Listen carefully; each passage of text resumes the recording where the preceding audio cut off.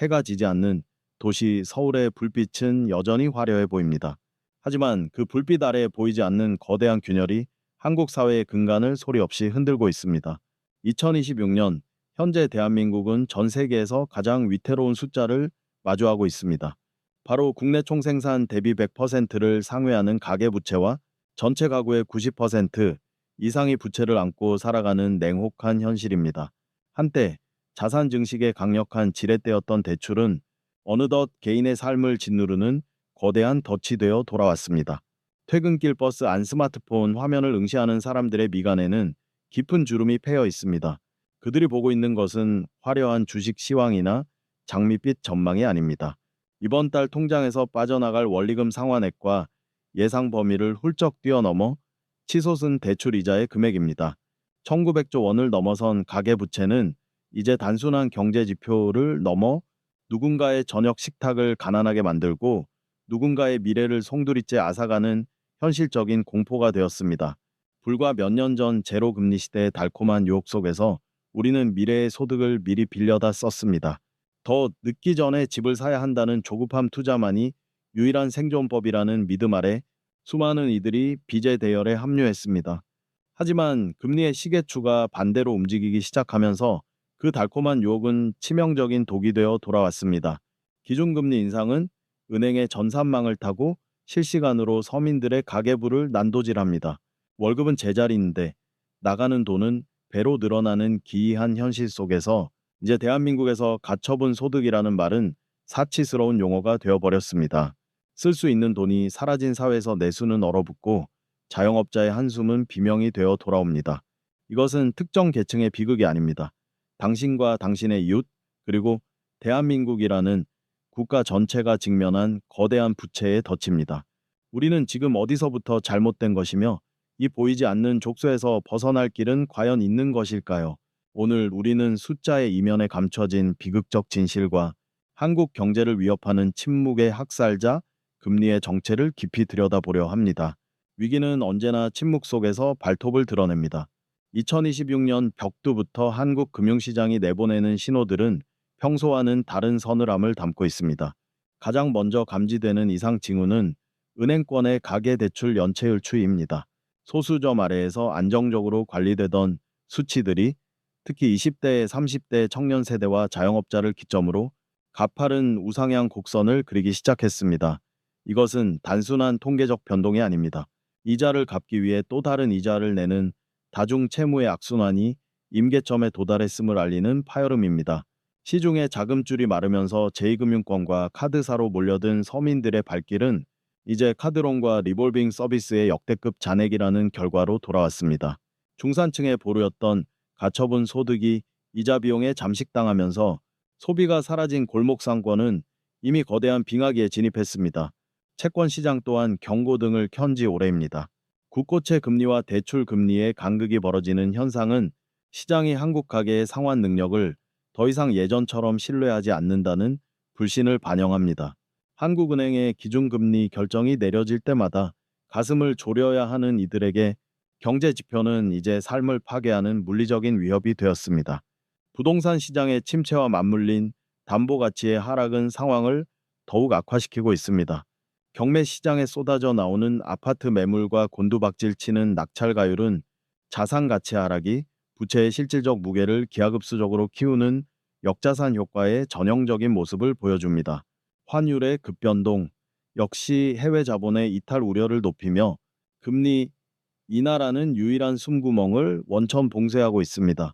모든 지표가 가리키는 방향은 단 하나입니다. 빚으로 지탱해온 저금리 파티의 시간이 끝났으며 이제는 감당할 수 없는 청구서를 받아 들어야 할 시간이라는 사실입니다. 이 수많은 지표들이 일제히 울리는 경보음은 결코 과장된 공포가 아닙니다.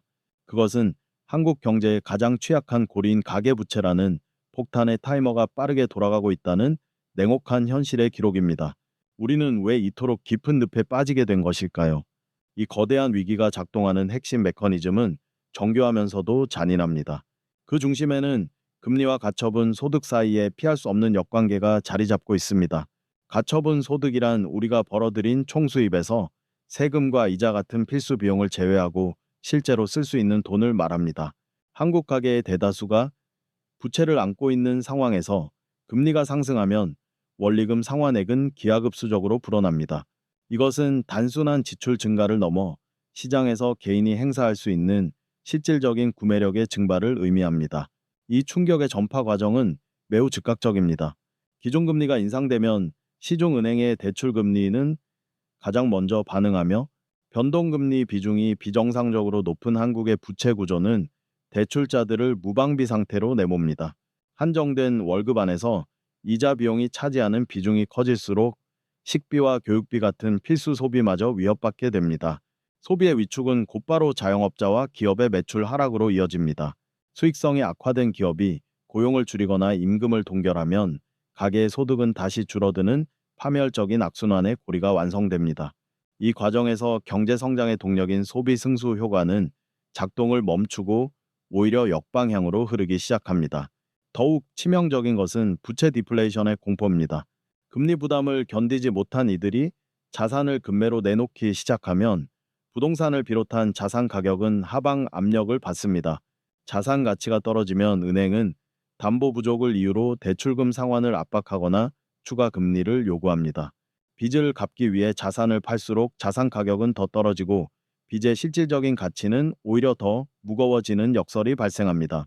유동성이 넘치던 시절의 레버리지는 부를 축적하는 사다리였지만 유동성이 메마르는 지금의 레버리지는 가계를 짓누르는 거대한 족쇄가 되어 돌아왔습니다. 이 시스템적인 덫은 한번 발을 들이면 개인의 의지만으로는 빠져나오기 힘든 강력한 관성을 가집니다. 역사는 반복되지 않지만 그 운율은 닮아 있다고 말합니다. 우리가 현재 겪고 있는 부채의 고통은 과거 세계 경제를 뒤흔들었던 여러 국가적 재앙의 복선과 소름 돋을 정도로 일치합니다. 가장 먼저 거울로 삼아야 할 것은 2010년대 그리스의 비극입니다. 당시 그리스는 국가 부채가 임계점을 넘어서며 구제금융 체제에 돌입했지만 그 고통의 실질적인 무게를 견뎌야 했던 것은 결국 국민 개개인이었습니다.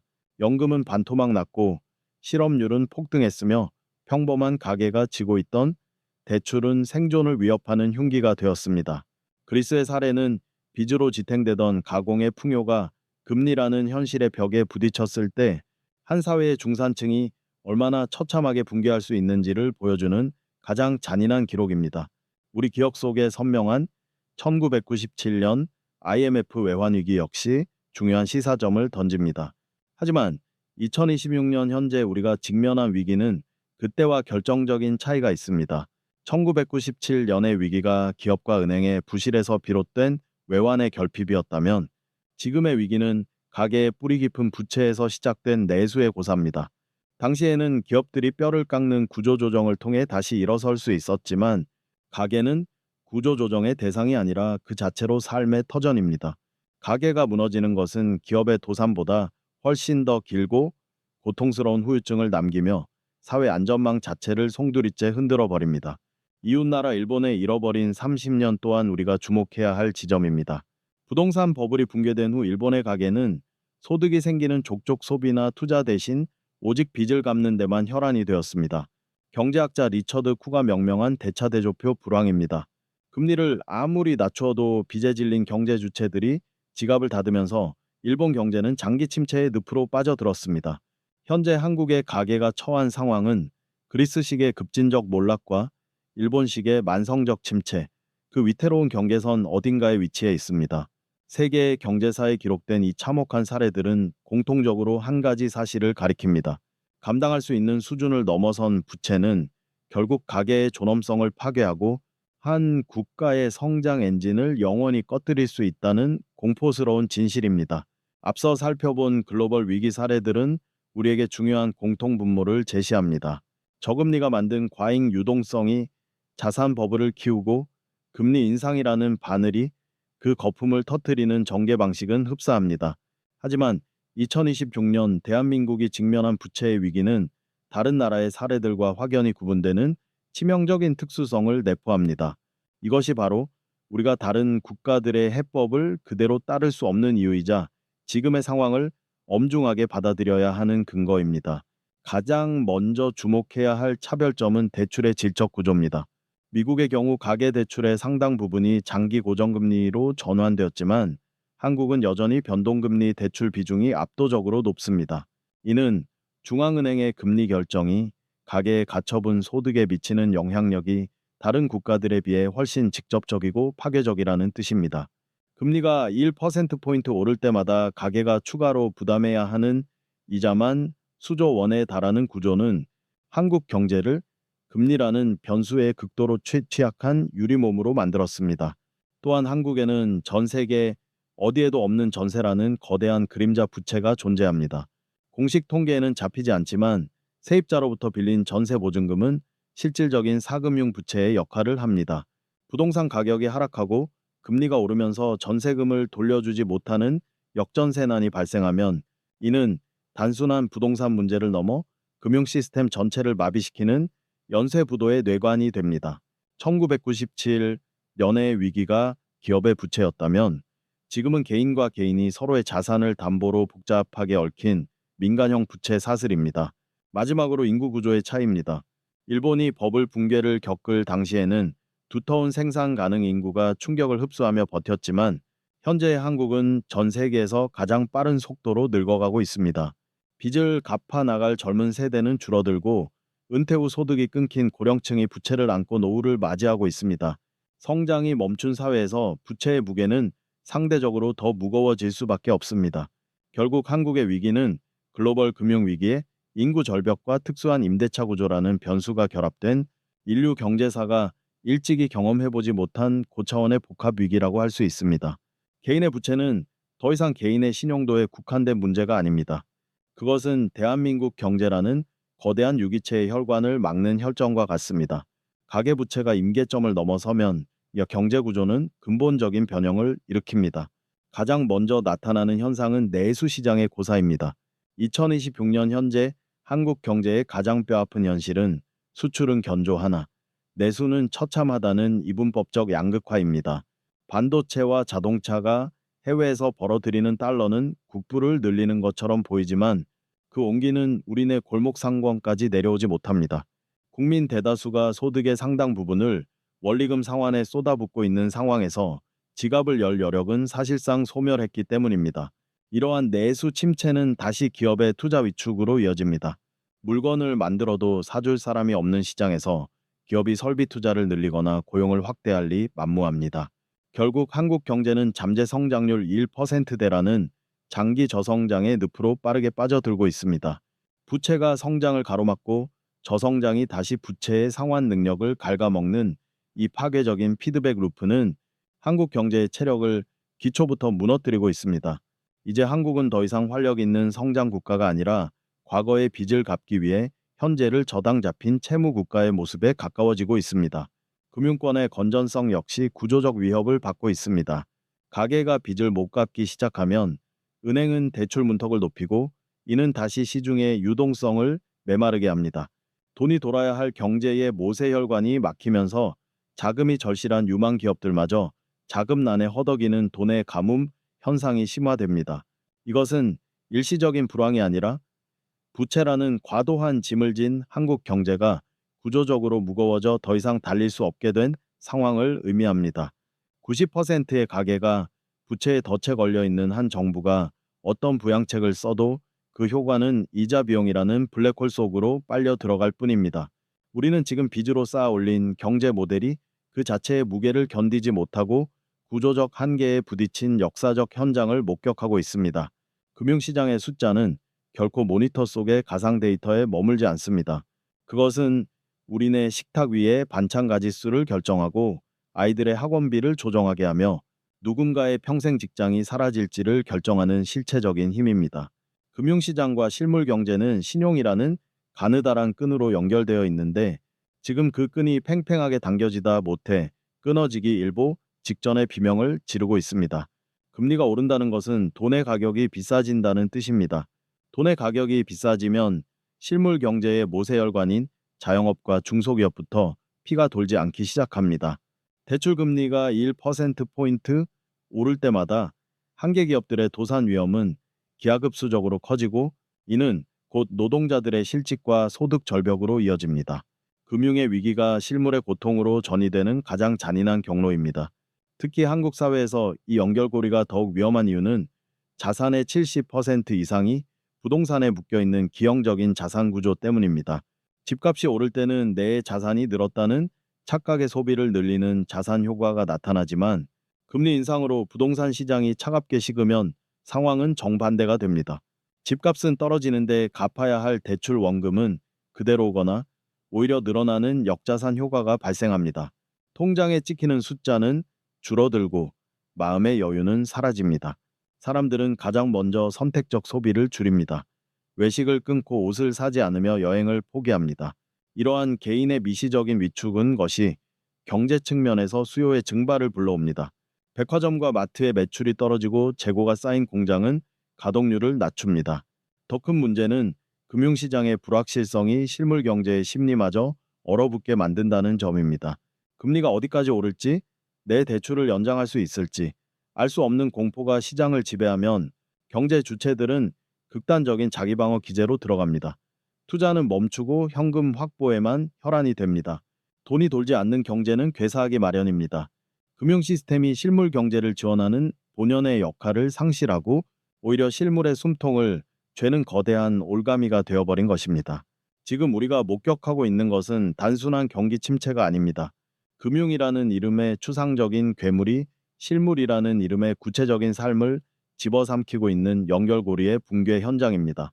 위기가 깊어질수록 대중의 시선은 자연스럽게 정부와 중앙은행으로 향합니다. 시장의 혼란을 잠재우고 가계의 고통을 덜어줄 강력한 한방을 기대하기 때문입니다. 하지만 2026년 현재 한국의 정책 당국이 쥐고 있는 카드는 그리 많지 않습니다. 오히려 그들은 퇴로가 차단된 외나무 다리 위에서 위태로운 균열을 지켜보고 있는 형국입니다. 중앙은행인 한국은행의 고민은 깊어만 갑니다. 금리를 내리자니 1470원을 넘나드는 높은 환율과 외환 유출의 공포가 발목을 잡습니다. 원화 가치는 곤두박질치고 이는 다시 수입 물가를 밀어올려 서민들의 실질 소득을 깎아먹는 악순환을 부릅니다. 반대로 금리를 올리자니 이미 한계에 다다른 90%의 부채 가계가 연쇄 도산할 것이 자명합니다. 금리는 더 이상 레버리지가 아니라 어느 쪽을 선택해도 피를 흘릴 수밖에 없는 양날의 검이 되었습니다.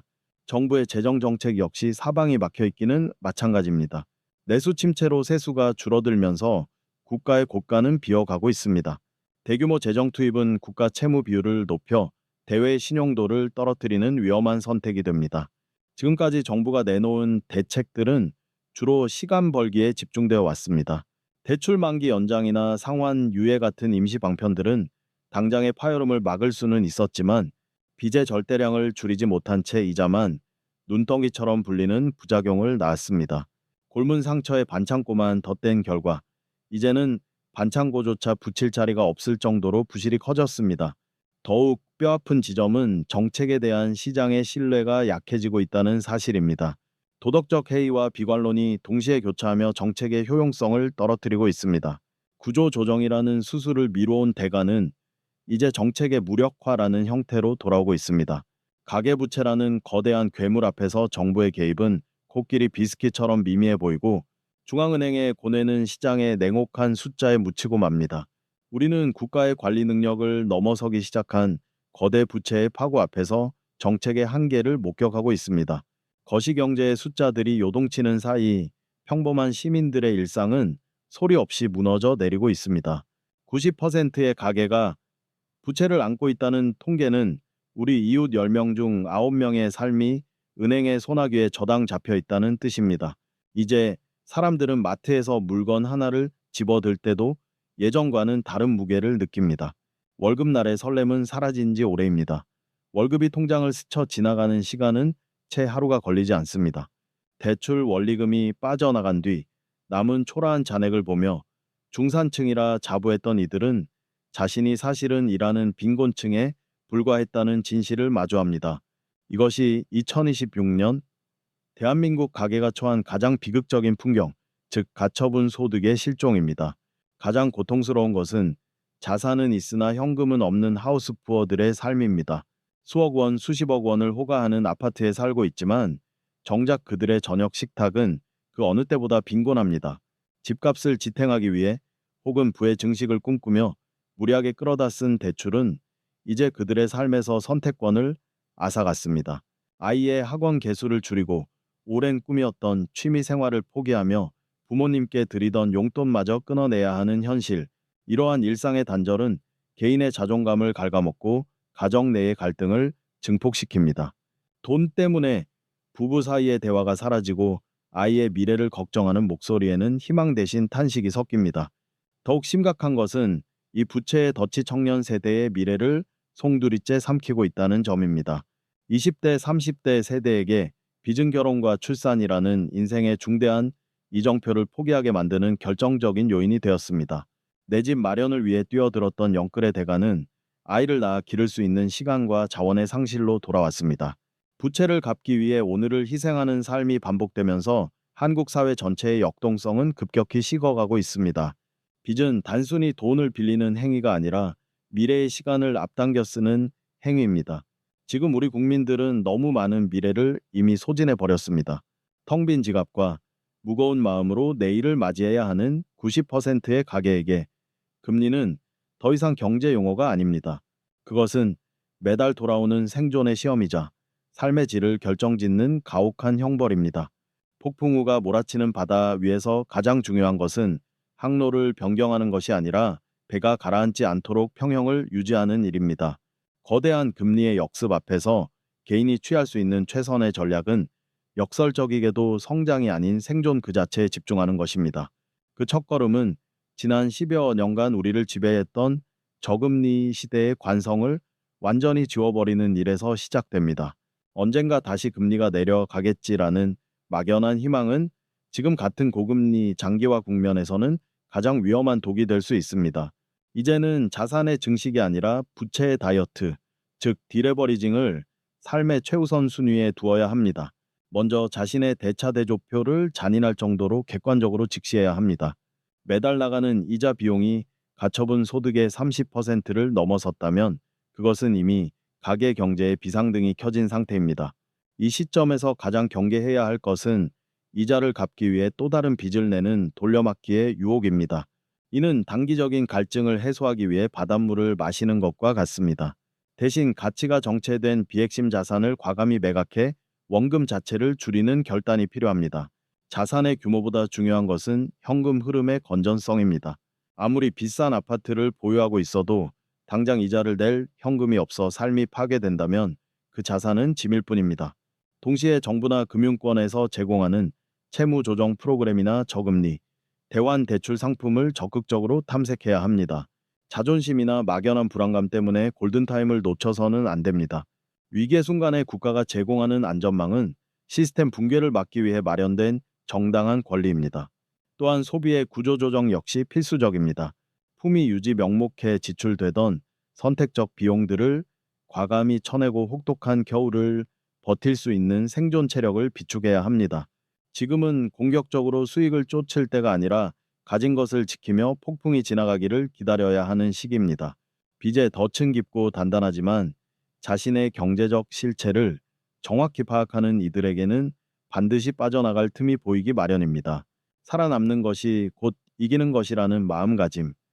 그것이 2026년 부채의 늪을 건너는 개인의 가장 강력한 무기입니다.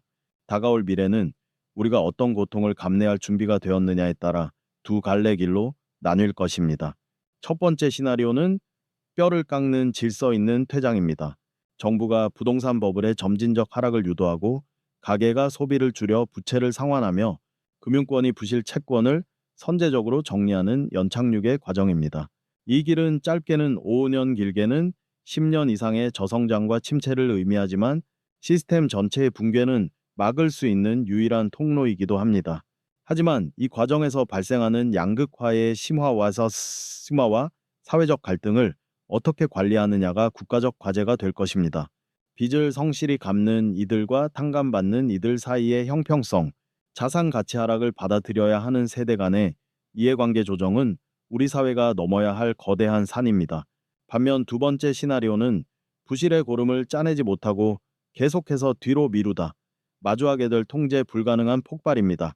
전세 사기나 건설사 부도 같은 국지적인 위기가 금융 시스템 전체의 신용 경색으로 번지며 외환 시장의 불안과 맞물려 한국판 리먼 브라더스 사태가 현실화되는 시나리오입니다.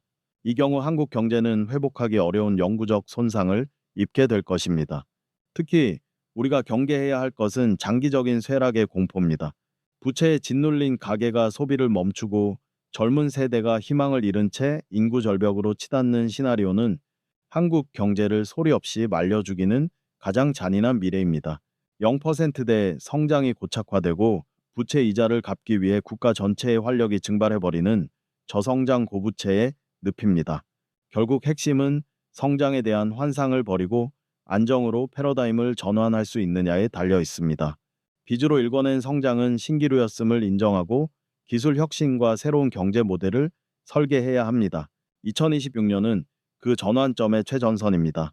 우리가 지금 마주한 금리의 덫은 한국 경제의 체질을 완전히 바꾸라는 역사의 최후 통첩일지도 모릅니다. 위기는 기회라는 진부한 말보다는 위기는 곧 정직해질 시간이라는 냉철한 인식이 필요한 시점입니다. 이제 우리는 선택해야 합니다. 고통스럽지만 건강한 미래로 나아갈 것인가, 아니면 빚의 무게에 짓눌려 서서히 침몰할 것인가. 그 시나리오의 결말은 바로 지금 우리의 대응에 달려 있습니다. 숫자는 거짓말을 하지 않지만 때로는 가장 중요한 진실을 가립니다.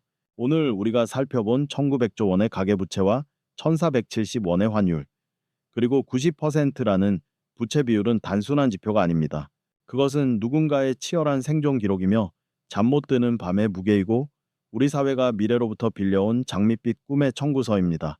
우리는 지난 수십 년간 빚을 추진력 삼아 숨가쁘게 달려왔습니다. 더 큰 집, 더 높은 수익, 더 화려한 소비가 성공의 척도였고 그 과정에서 금리는 언제나 우리 편인 것처럼 보였습니다.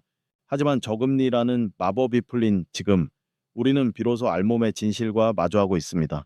빚으로 쌓아 올린 풍요는 결국 타인의 자본에 의지한 위태로운 가공의 현실이었다는 사실 말입니다. 이제 우리는 이 차가운 교훈을 뼈에 새겨야 합니다.